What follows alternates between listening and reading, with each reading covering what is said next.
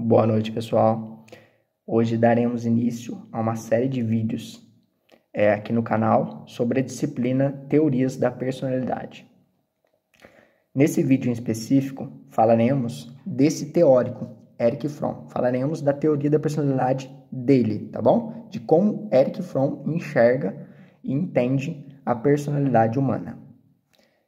Para iniciarmos, temos que entender as premissas básicas, os pressupostos básicos que ele se baseou para montar toda ideia, beleza? Toda a sua teoria. Tá, então, algo que não está escrito aqui, mas que eu gostaria de falar para vocês, é que para ele não há possibilidade de entendermos a personalidade do ser humano sem compreendermos a sua história, certo? Então, nessa primeira folha aqui, basicamente, ele está falando sobre um pouco da história da humanidade, um pouco de como ele via os nossos antepassados. Tá, beleza. Para ele, então, né, os nossos antepassados tinham uma conexão profunda com a natureza. Eles eram conectados entre eles, né, ou seja, eles tinham uma conexão porque eram pequenos clãs, né, que sobreviviam através da caça, da coleta e de outras formas. Porém, nós fomos arrancados dessa conexão. Por que nós fomos arrancados? Porque não tínhamos instintos poderosos para sobrevivermos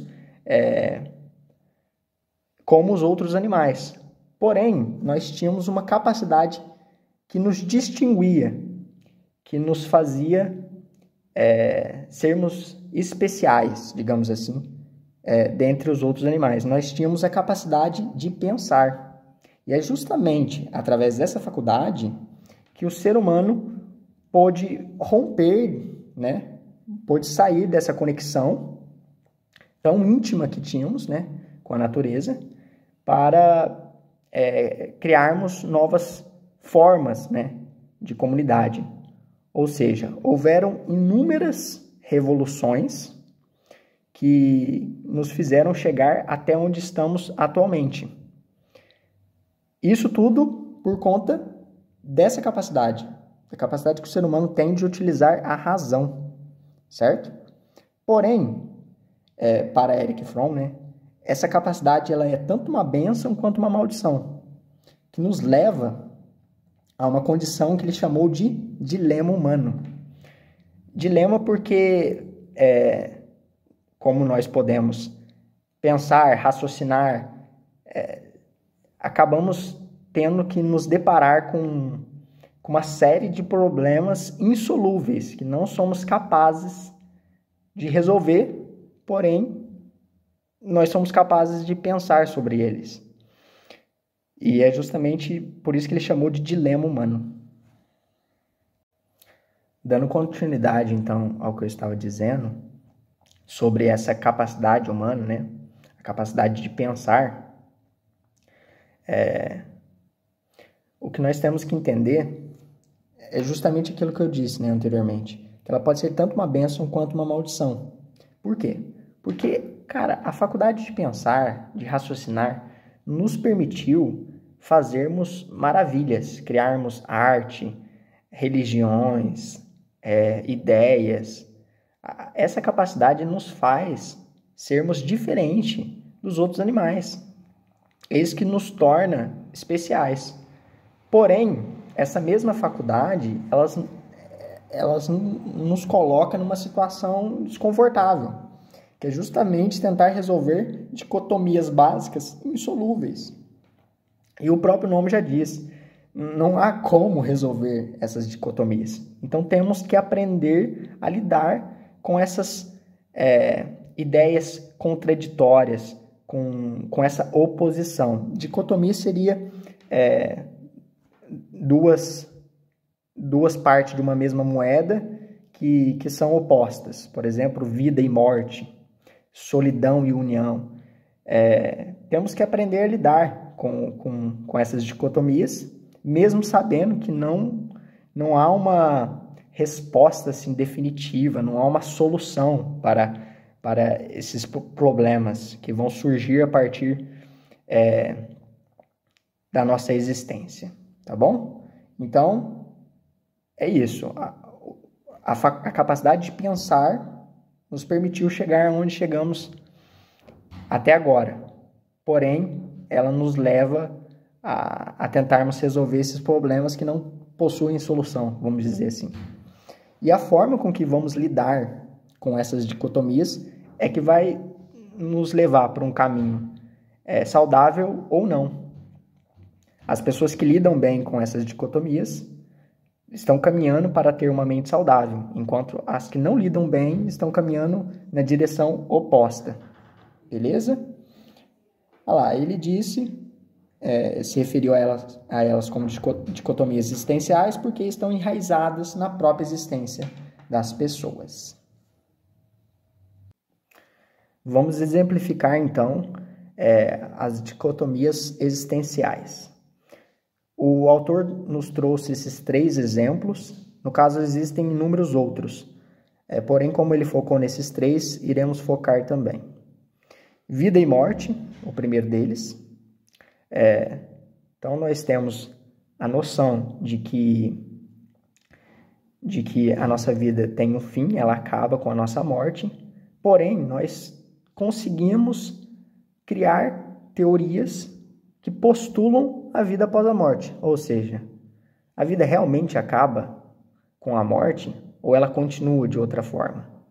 Então, algumas pessoas encontram conforto nas suas crenças de que há uma continuidade, de que não deixaremos de existir com a nossa morte.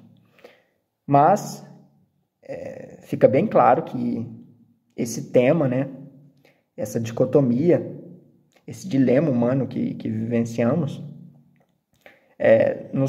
nos causam muito sofrimento, né? Porque temos noção de que iremos morrer, mas também temos noção de que não estamos preparados, né, para a morte. E isso, poxa, pode ser bem desafiador para algumas pessoas, ter que lidar com essa questão. Beleza. A segunda dicotomia básica, existencial, é o objetivo da autorrealização. Nós podemos nos imaginar vencendo na vida. Podemos colocar certos objetivos e pensarmos, imaginarmos os realizando. Por exemplo, financeiramente, profissionalmente. Podemos nos imaginar sendo os melhores profissionais nas nossas áreas, tendo os melhores recursos financeiros, a melhor esposa, o melhor marido, a melhor família. Podemos imaginar tudo isso. Porém, nós também temos a noção e a capacidade de imaginarmos que para conquistarmos tudo isso que desejamos, que almejamos, que colocamos como objetivos, vai ser muito difícil, vai ser trabalhoso, vai exigir muitos sacrifícios e muito provavelmente não conseguiremos, no final das nossas vidas, realizarmos todos os nossos sonhos. Então isso acaba gerando muito sofrimento, porque ao mesmo tempo que temos a capacidade de visualizar esses objetivos, também temos a capacidade de visualizarmos as dificuldades que teremos que enfrentar para realmente alcançar as nossas metas.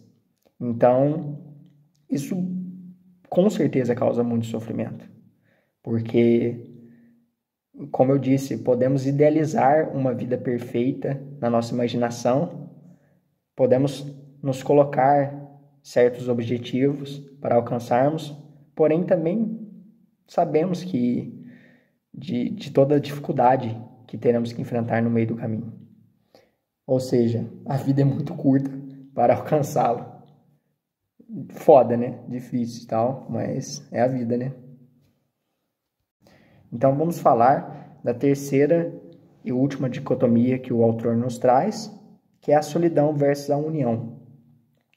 Por um lado, sabemos que somos seres separados, únicos, diferentes, das outras pessoas.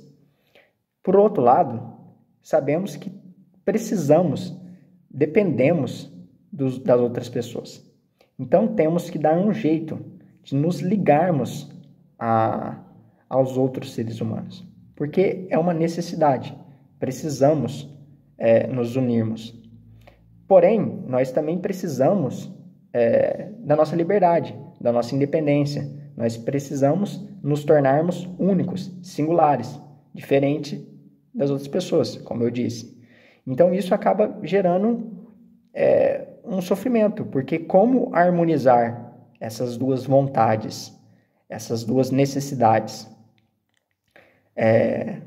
Algumas pessoas optam pelo isolamento total e ignorando o fato de que precisamos dos outros. Outras pessoas procuram a felicidade inteiramente no outro e exclui a vontade de se tornar um ser independente, um ser realmente individualizado. E então, como vamos lidar com essas dicotomias que vai nos direcionar? Se lidamos bem com elas, provavelmente estamos caminhando para a saúde mental. Mas se entramos em conflito com essas questões, se não conseguimos lidar com elas, vamos caminhar para o oposto, para o neuroticismo, para a insanidade, para o sofrimento psíquico.